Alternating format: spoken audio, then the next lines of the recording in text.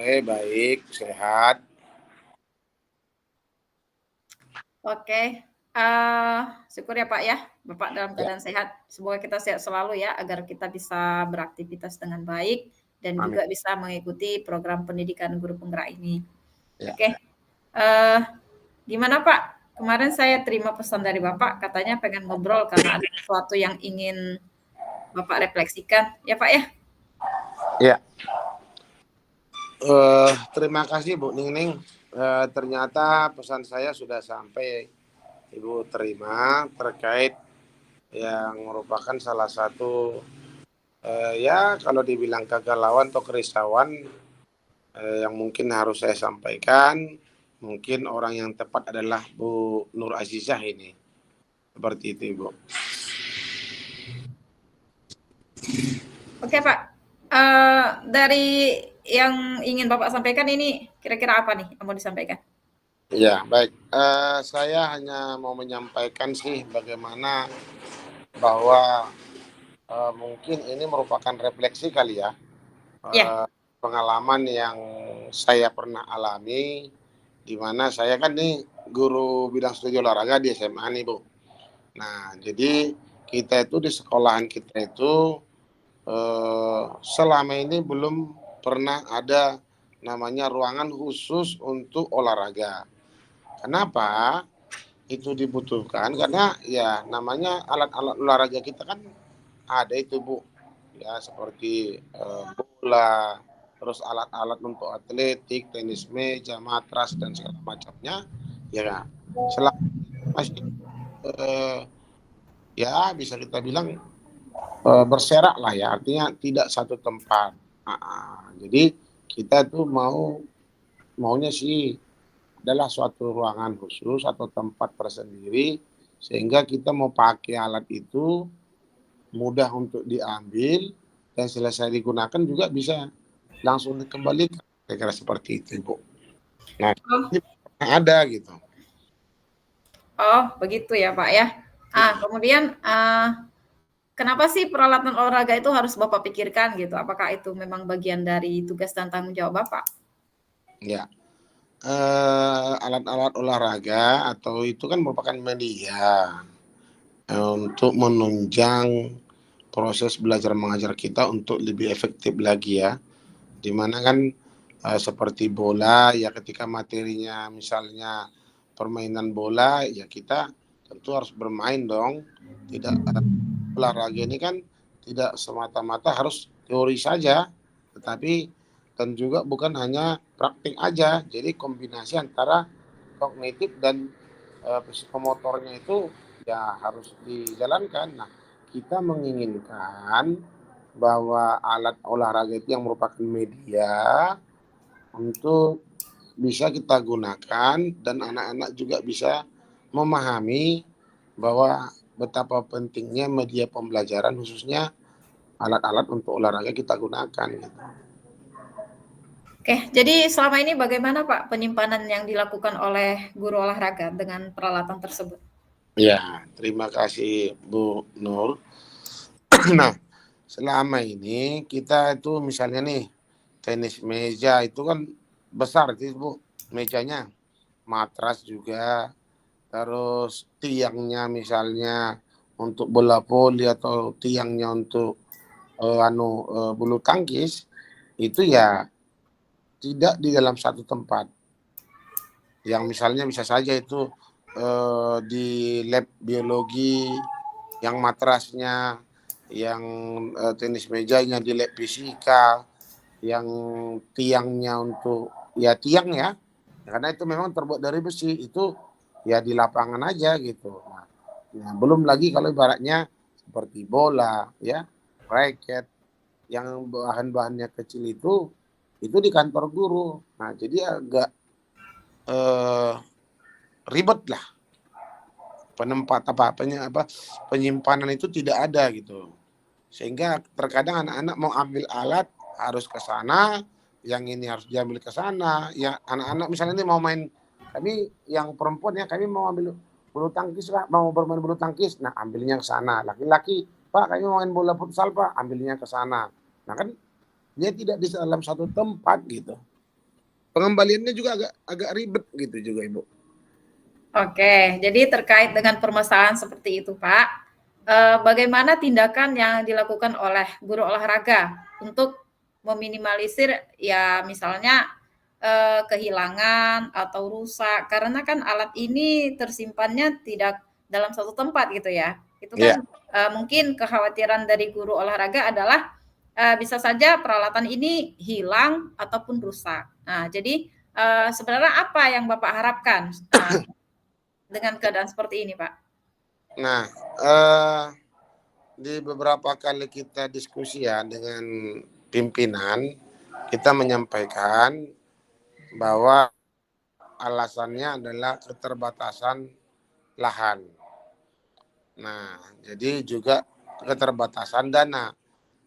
Sebenarnya kalau masalah lahan itu bisa diatasi, seperti misalnya adanya ruang OSIS, ruang PMR, ruang UKS, ruang pramuka itu kecil-kecil ada, khusus semacam ruangannya gitu. Nah, kita mencoba diskusikan itu.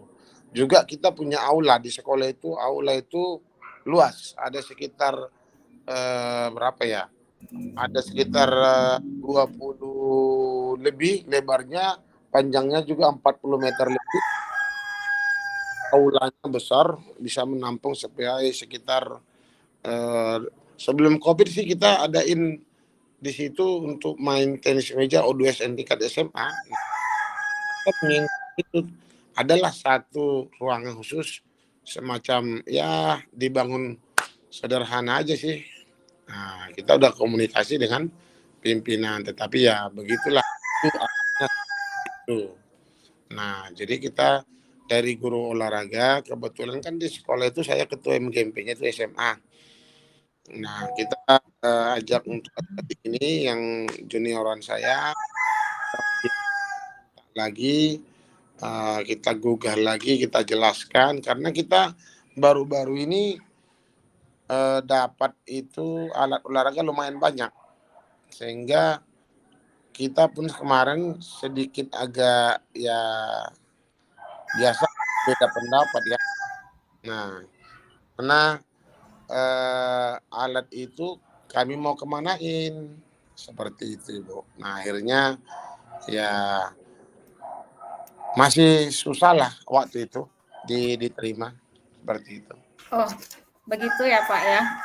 Yang saya tangkap dari cerita Bapak ya, dengan adanya permasalahan pengadaan ruang untuk peralatan olahraga di sekolah Bapak ini, Bapak dan guru-guru beberapa rekan guru olahraga sudah menyampaikannya kepada pimpinan, yaitu pihak kepala sekolah. Nah, kemudian yang menjadi pertanyaannya adalah pada saat Bapak dan teman-teman itu menghadaplah kita katakan kepada sekolah untuk menyampaikan aspirasinya, meminta kebutuhannya agar dipenuhi. Bagaimana Pak respon yang diberikan oleh kepala sekolah pada saat itu Pak? Iya, seperti yang saya sampaikan tadi ya, alasannya memang sih klasik awalnya bahwa tidak ada ruangan lah. Kebetulan memang aula itu kita tahun depan itu dapat revitalisasi. Jadi kekhawatiran kepala sekolah kalau ruangan itu diberikan atau dibangun di dalam aula itu, takutnya tahun depan itu kena rehabilitasi ya sama aja sia-sia seperti itu. Nah, yang kedua untuk buku sekarang juga tidak ada kan itu. Nah, jadinya ya sedikit ada perdebatan itu. Kalaulah tahun depan itu direvitalisasi, ya kita tidak masalah. Yang penting sekarang kan ketika alat yang tahun ajaran baru ini 23-24 itu alat olahraga diberikan, kalau tidak disimpan baik itu akan mudah rusak, bahkan hilang. Sementara kan itu barang milik negara, walaupun sebagian itu ada inventaris dan yang barang pakai. Nah, oleh karena itu mau tidak mau harus ada khusus ruang untuk penyimpanan itu. Nah, di situ kita diskusinya bersama dengan beberapa bidang sarpras lah ya, sarana prasarana, dan wakil kepala sekolah bidang kurikulum. Kita ajak diskusi, jelasin sama pimpinan seperti itu, Bu. Nah, pastinya kan mereka juga menyadari ya Pak ya, betapa pentingnya penyediaan ruangan untuk penyimpanan alat-alat olahraga tersebut. Karena Ya, ini juga berhubungan dengan inventaris sekolah, kita katakanlah. ya, Karena kalau inventaris ini dijaga dengan baik, pastinya akan awet dan ya, kemungkinan bisa dipakai untuk beberapa tahun ke depan gitu, Pak. ya. Nah, dari yang sudah Bapak sampaikan itu, sudah dijelaskan, sudah dijabarkan gitu, eee, solusi apa yang diberikan oleh kepala sekolah, Pak? Nah, jadi karena permasalahannya seperti itu ya. Jadi saya waktu itu berbicara dengan kepala sekolah, saya sampaikan, Pak, sebenarnya solusinya gampang. Kalaulah Bapak itu memberikan sedikit perhatian saja, itu bisa diatasi. Pertama, gunakan ruang yang tadi seperti yang saya katakan, ruang OSIS atau beberapa. Kan gitu. Eee, Solusi apa yang diberikan oleh kepala sekolah, Pak? Nah, jadi karena permasalahannya seperti itu ya. Jadi saya waktu itu berbicara dengan kepala sekolah, saya sampaikan, Pak, sebenarnya solusinya gampang. Kalaulah Bapak itu memberikan sedikit perhatian saja, itu bisa diatasi. Pertama, gunakan ruang yang tadi seperti yang saya katakan, ruang OSIS atau beberapa ruang-ruang kecil itu bisa kita gunakan itu. Nah, atau kalaulah di aula kita buat cukup hanya beberapa triplek saja, saya bilang begitu. Nah, kalau Bapak izinkan itu kita adakan ruangan, nggak apa-apa Pak, biayanya ya kita akan tanggung bersama. Atau bisa kita juga diskusi dengan orang tua, saya bilang seperti itu, untuk membantu atau partisipasi bagaimana pembangunannya kalau dia di dalam aula, tetapi supaya itu tidak terjadi ya, artinya seolah-olah meminta dana ke orang tua, ya sudah ruangan yang ada saja kita manfaatkan. Ya kalau misalnya untuk rapat OSIS, mengadakan rapat OSIS, ya silakan saja dipakai lab, itu kan bisa, tidak setiap hari lab itu bisa digunakan. Nah biar mereka rapat apa, kan juga tidak setiap hari pengurus OSIS itu rapat, tapi alat ini urgent. Nah situasi juga hujan saat ini. Nah akhirnya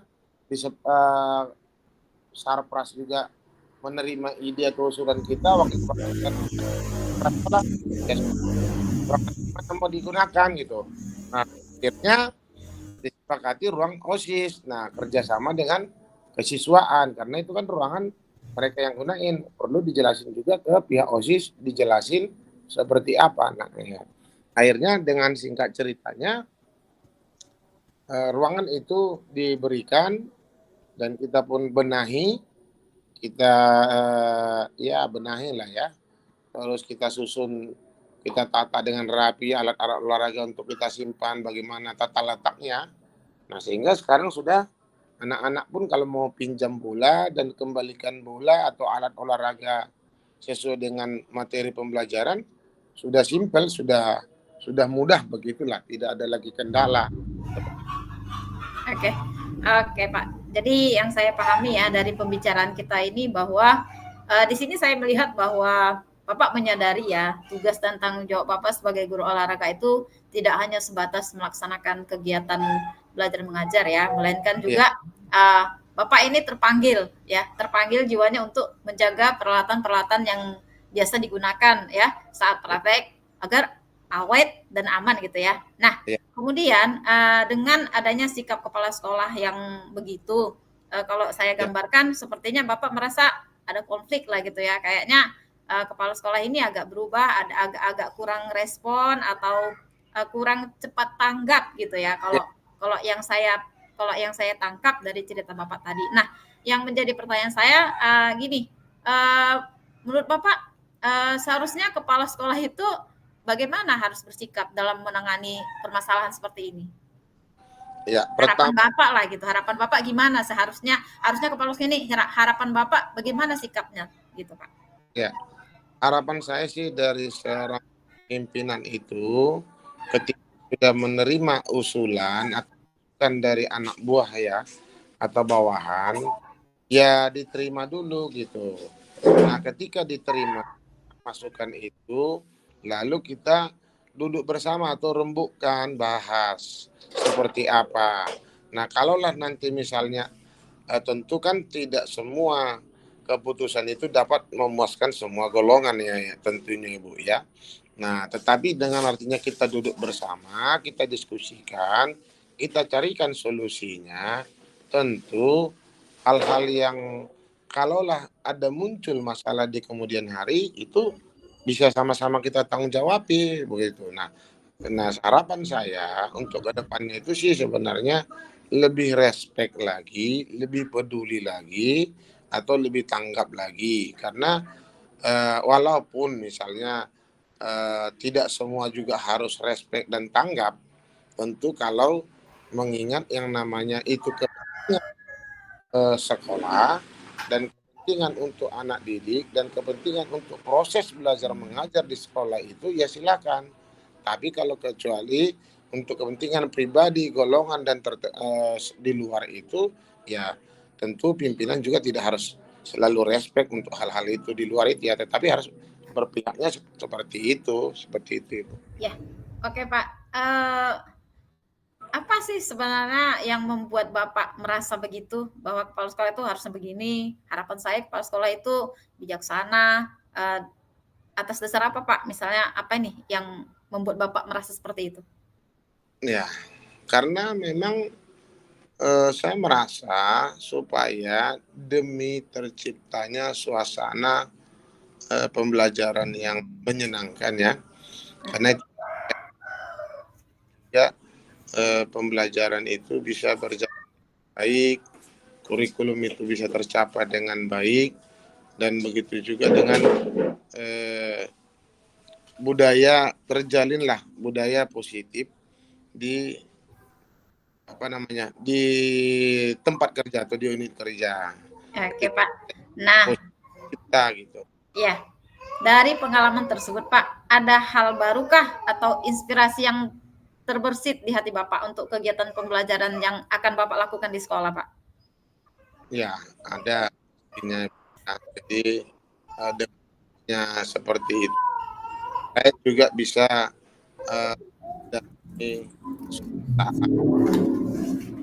dengan melihat kejadian ini, ya, harapan saya itu kepada pimpinan kan untuk respon, respect, dan peduli, ya tentunya nanti apabila suatu saat misalnya saya diberi kesempatan, ya saya harus melakukan itu, seperti itu.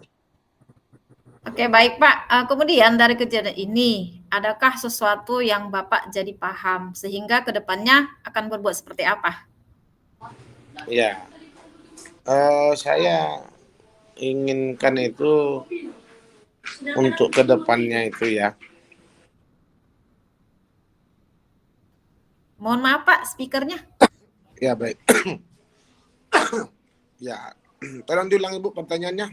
Gini Pak, dari kejadian ini, yang tadinya permintaan yang dari guru olahraga kepada kepala sekolah, kemudian terjadinya perundingan, dan akhirnya kepala sekolah memberikan apa yang diminta oleh guru olahraga. Nah, dari kejadian itu, adakah sesuatu yang Bapak jadi paham sehingga kedepannya akan berbuat seperti apa?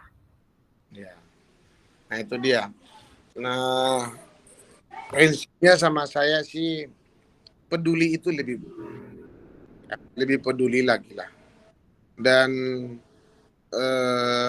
artinya memahami betul dan mengetahui betul suasana lingkungan yang dia pimpin itu atau yang kita pimpin itu, lingkungan masyarakatnya itu juga harus dipahami, karakternya juga harus dipahami, ya seperti itu.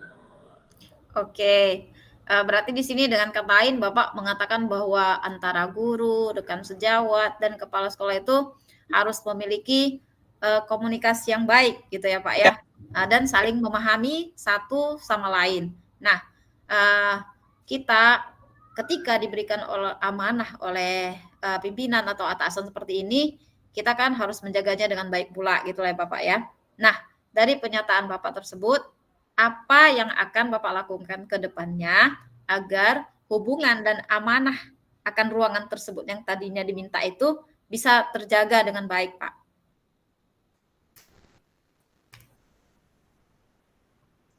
Ya, tentunya melakukan komunikasi yang lebih intens lah ya Bu ya.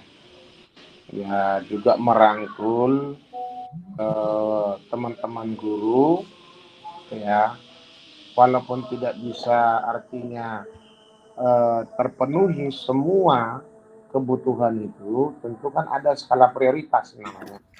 Yang mana yang mau diutamakan atau yang mana yang urgennya itu. Nah, jadi kalaupun ada beda pendapat dan segala macamnya, ya itu hal yang biasa. Nah, itu makanya kita butuh kita rangkul aja dan kita tampung aja dulu usulan itu semua, sehingga nanti ketika mana yang mau kita putuskan, ya kalau sudah kita duduk bersama, saya yakin bisa keputusan yang bertanggung jawab jadinya seperti itu. Oke, baik Pak. Kita udah ngobrol panjang lebar ini ya. Bapak sudah mengutarakan apa yang ada dalam hati Bapak, konflik yang Bapak rasakan. Dan yang paling kita syukuri adalah permasalahan yang tadinya terjadi akan kebutuhan ruangan untuk menyimpan peralatan olahraga itu dapat terselesaikan dengan baik berkat Ya. kolaborasi yang baik ya antara guru dengan kepala sekolah. Nah, Dan wakil kepala sekolah. setelah Bapak mengutarakan ini, apa yang sudah Bapak dapatkan dari percakapan kita ini, Pak? Ya, saya merasakan sebuah bahwa yang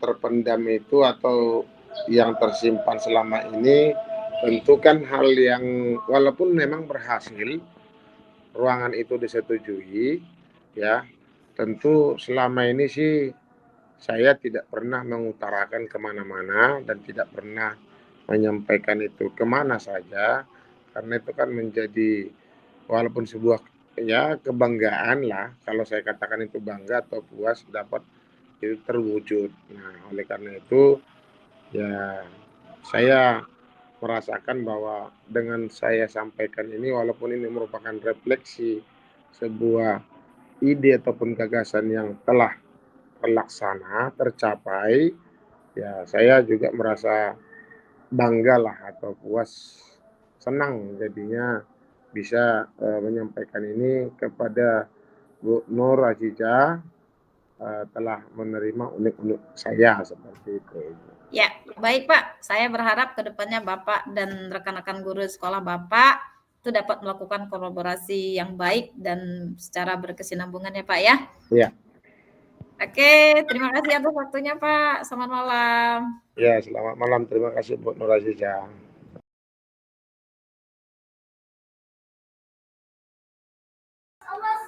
Sebagai coach yang tadi melakukan coaching dengan Pak Hendri akan melakukan refleksi. Yang pertama di sini saya yang sudah berjalan dengan baik selama percakapan itu adalah komunikasi antara coach dengan coachee, di mana saya sudah menyampaikan beberapa pertanyaan yang juga berhubungan dengan refleksi terhadap Pak Hendri. Kemudian Pak Hendri juga sudah menjawab sesuai dengan apa yang telah dicapai di sekolah beliau.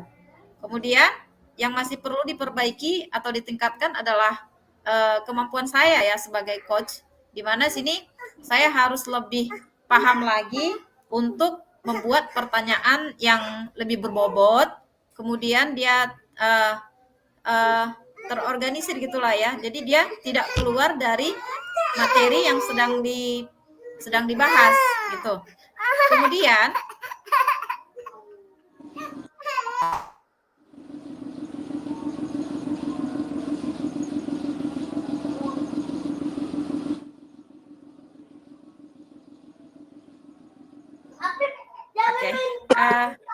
kemudian yang saya lakukan untuk tetap dalam kondisi presence itu atau kehadiran penuh, sebelum dan saat melakukan coaching adalah saya harus tetap fokus dengan coaching dan mendengarkan sepenuh hati saya, memperhatikan setiap kalimat yang diutarakan sehingga terbangun percakapan yang ideal.